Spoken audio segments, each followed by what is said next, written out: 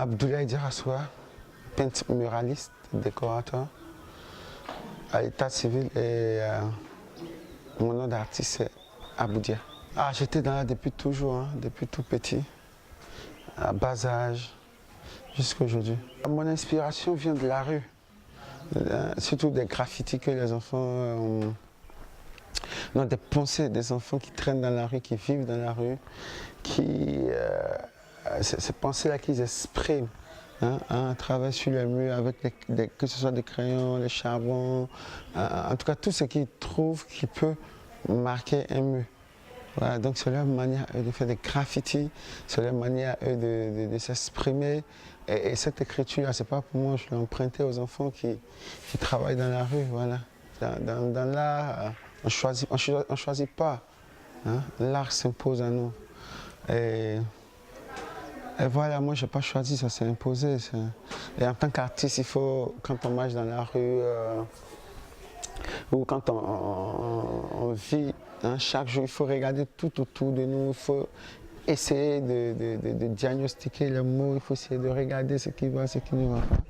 Et c'est comme ça que moi j'ai découvert cette écriture, en regardant les murs, tu vois, sur les murs des collèges modernes, sur les murs des quartiers, tout ça, dites, comment on appelle ça, les quartiers défavorisés.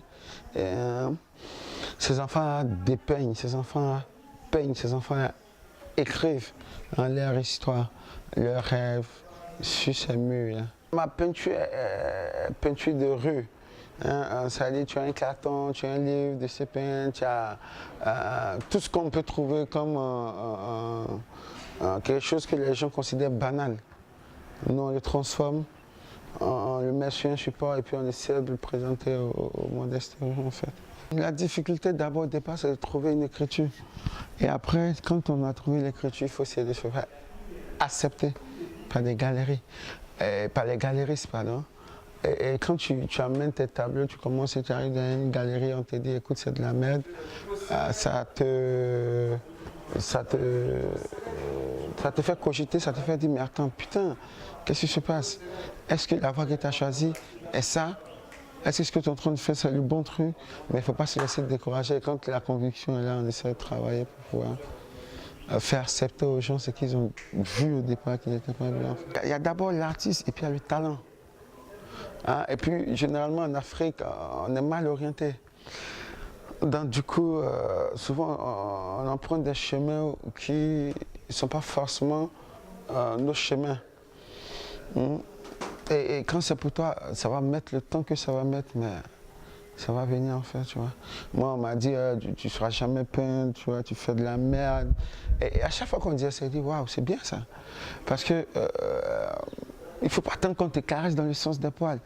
Il faut accepter les critiques, il faut aller vers les gens, il faut montrer ce qu'on fait et puis essayer d'en tirer quelque chose de bien. Tu vois, on est chez moi et ça c'est l'argent des trucs, comment on appelle ça, des peintures. Pas que je suis riche, mais j'arrive quand même, j'ai réussi quand même à avoir un petit toit où mettre la tête. Et après, cet argent-là, je passe aussi dans la rue, donner un peu aux enfants, essayer de les coacher, essayer de leur faire des formations. Et c'est ça la plus grande richesse en fait. Et essayer de changer le monde par ton personne en essayant de donner un travail à quelqu'un qui en a besoin.